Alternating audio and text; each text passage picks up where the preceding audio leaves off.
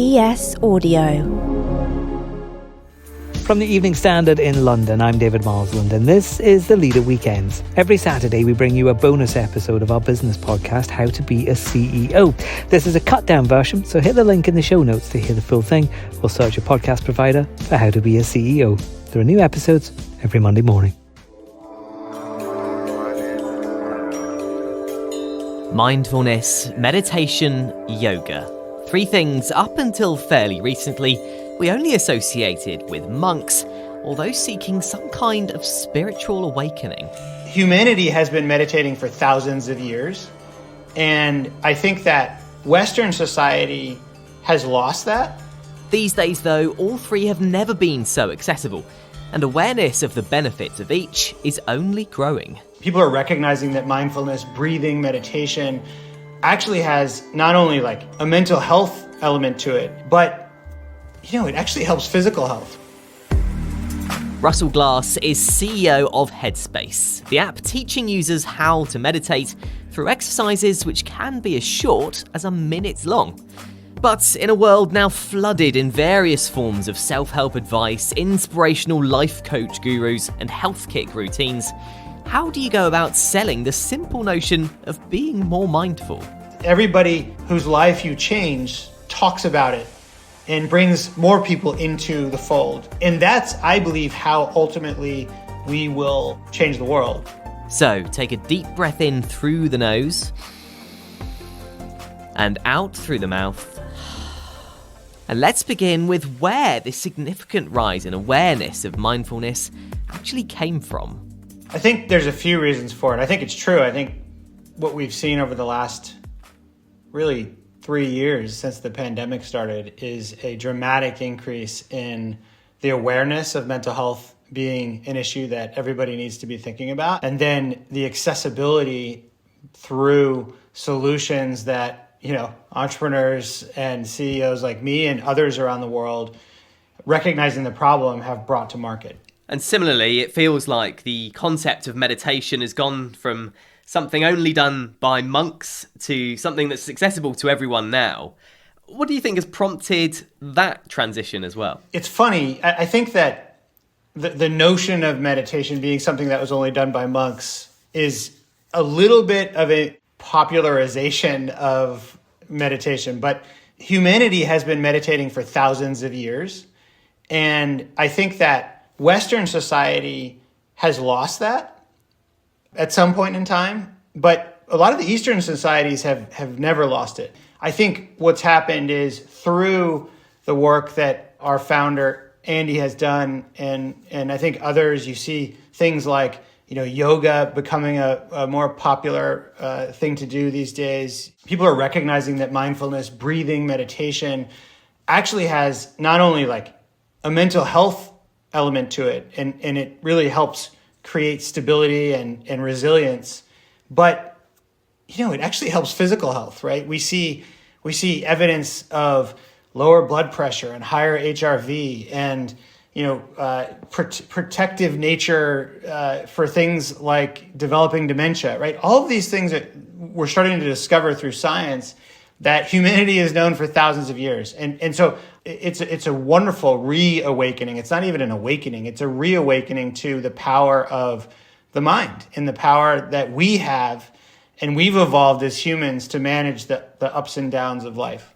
So where did Headspace come in really as part of this reawakening, as you put it, of the power of our minds? Well, I think going back to the founding of the company, I think Andy went and became a monk. And in that process that he went through, he discovered just how powerful this was and decided, this changed my life. This changed the way I am able to function and be successful in the world. And I think that then he sort of realized his mission was, how do I get this to as many people as possible?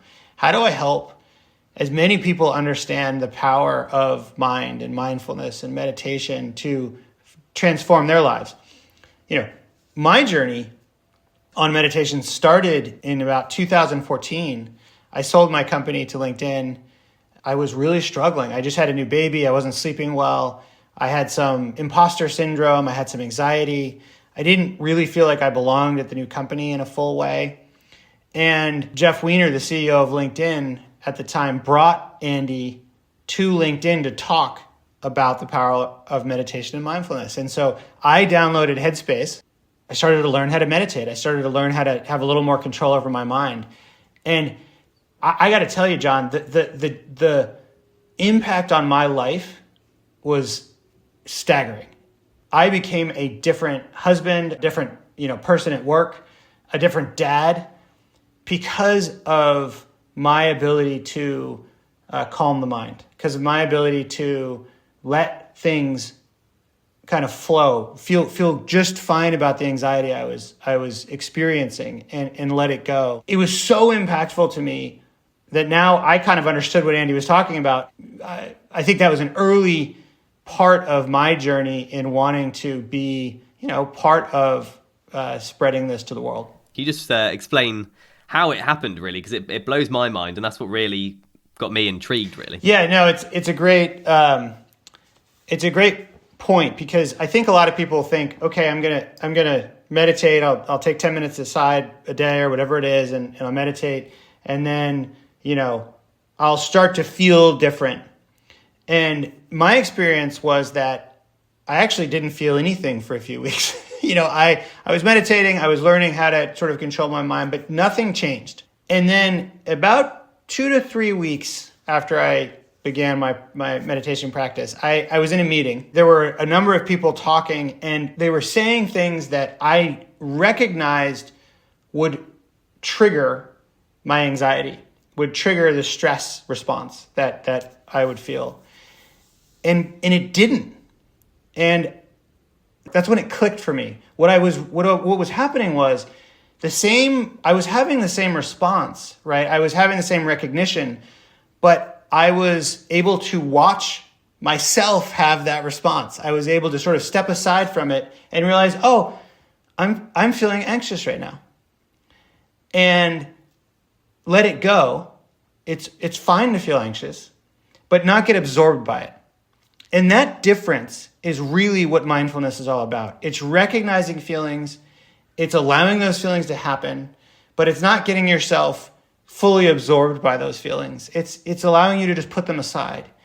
And that was a revelation to me. Whatever it is, it's really given me a presence of mind that has been life-changing. Now, as we head into a short break, I'm going to take a seat and try my hand at a short meditation.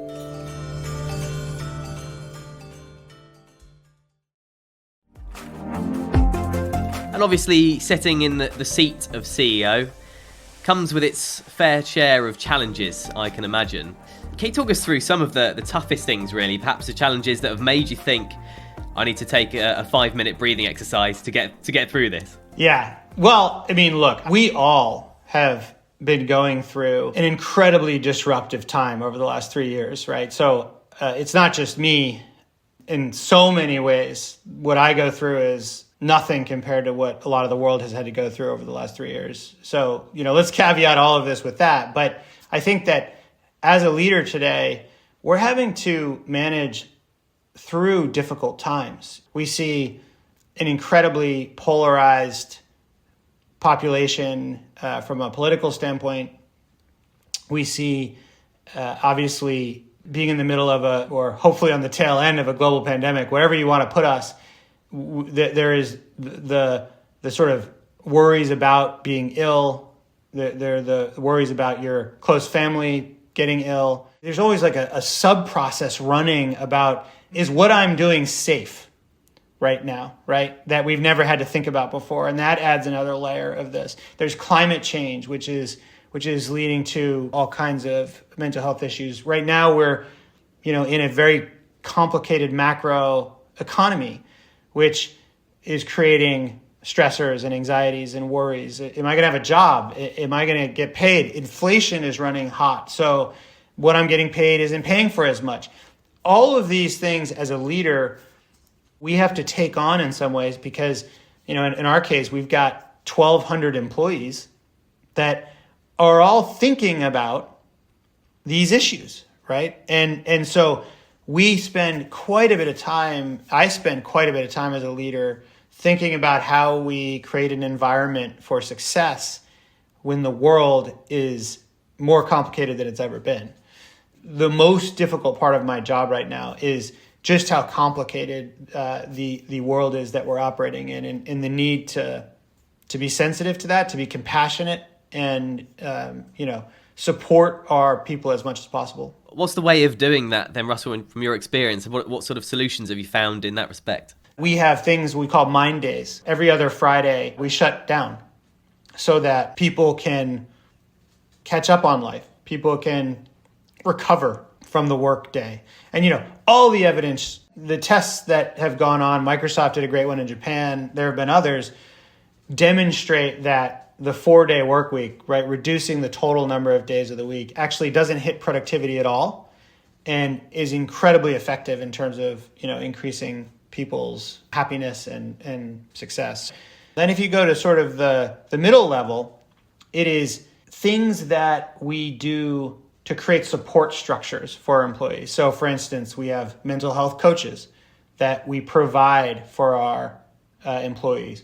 We have counselors that are available at no cost. There's no financial ramifications to them getting access to counselors.